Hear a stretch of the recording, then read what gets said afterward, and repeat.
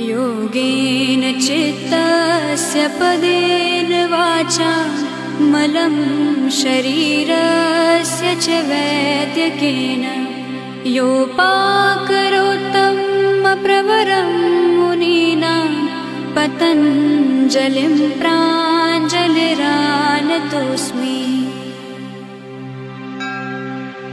योगेन चित्तस्य पदेन वाचा मलं शरीरस्य च वैद्यकेन योपाकरोत्तम प्रवरं मुनीनां पतञ्जलिं प्राञ्जलिरानतोऽस्मि। योगेन चित्तस्य पदेन वाचा मलं शरीरस्य च वैद्यकेन योपाकरोत्तम प्रवरं मुनीनां पतञ्जलिं प्राञ्जलिरानतोऽस्मि।